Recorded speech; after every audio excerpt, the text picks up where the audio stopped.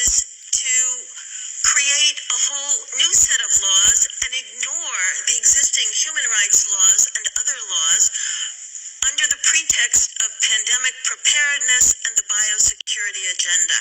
The WHO is developing through all its nations, but with the WHO Directorate in the United States in charge, a pandemic treaty and amendments to the existing international health regulations that will remove the human rights protections currently embedded in the IHRs, will enforce surveillance, censorship, get rid of freedom of speech, require governments to censor and only push a single narrative.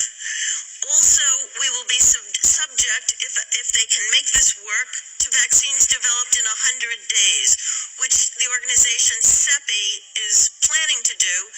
And one of the people who founded CEPI was Jeremy Farrar, who is now the chief scientist at the WHO, to bring this forward.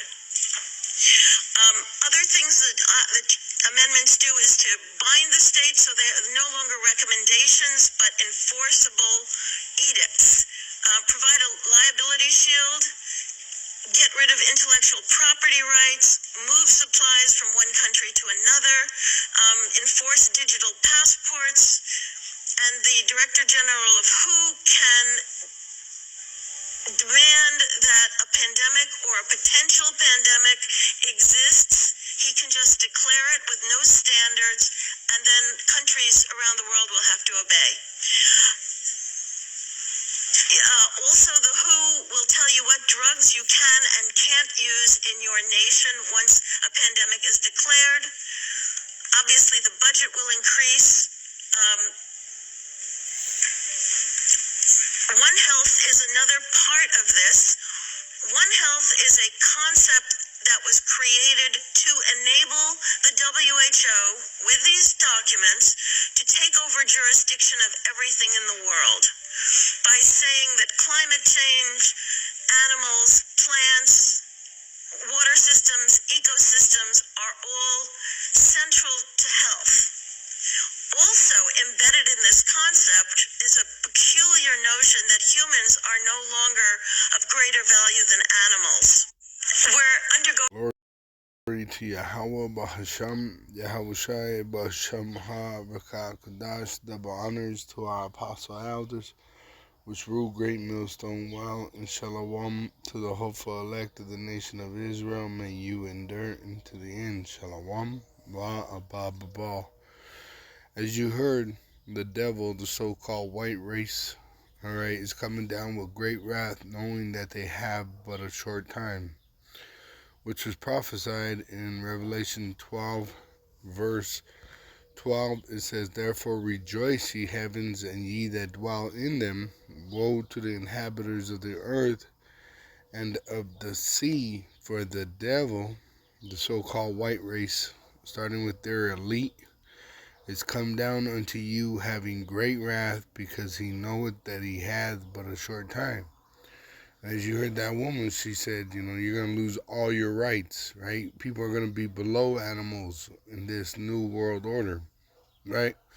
So pretty much that's them coming down with great wrath, proclaiming the right to kill whoever they please, all right? But the elect of the nation of Israel, which there will be a remnant, including 1/3, right, of the so-called Negro, Latino, and Native American Indian, which will be saved by Yahweh Ba'Shem Yahushai, which was also prophesied in the same chapter in Revelation 12, verse 10. "And I heard a loud voice saying in heaven, Now is come salvation and strength, and the kingdom of our power, Yahweh, and the power of his anointed. For the accuser of our brethren," the so-called white race, "is cast down, which accused them before our power day and night. And they overcame him by the blood of the Lamb. By Yahushai's suffering are we saved." All right, because we are the biblical Hebrew Israelites. "And by the word of their testimony, and they love not their lives unto the death," because we have faith and we're waiting upon Yahushai to fulfill the word of Yahweh, which it says that he will return and deliver us from the hour of temptation, and we trust these words. Revelation 3:10, it says, because thou, and really this is Yahweh saying this. Yahweh is saying this because it's red letter. Because thou hast kept the word of my patience, I also will keep thee from the hour of temptation. And that's what that woman, that devil woman, was talking about. The digital ID, which eventually is going to lead to the implantable microchip, which they're going to make mandatory for buying and selling. The Lord is going to keep us from that hour of temptation, which shall come upon all the world. It's going to go worldwide. That's why you got these people in worldwide organizations that are calling for it, to try them that dwell upon the earth, to try all the Israelites that are on the earth, to see if their faith is correct. The ones that are not, they're going to take the implantable microchip, trying to save their lives, but they're going to lose their lives. And then the ones that don't take it, that are faithful to Yahweh Ba'ashem Yashai, they're going to be delivered from it. Alright? We're going to be delivered from that hour of temptation.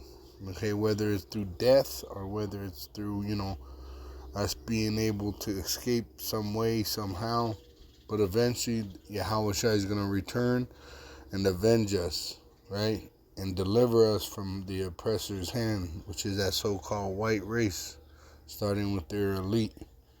With that, I want to give all praise and glory to Yahweh, Ba'ashem, Yahweh Shai, Ba'ashem HaBakakadash. Double honors to our apostle elders, which rule Great Millstone Wow. And shalom to the hopeful elect. May you endure unto the end. Shalom wa abba.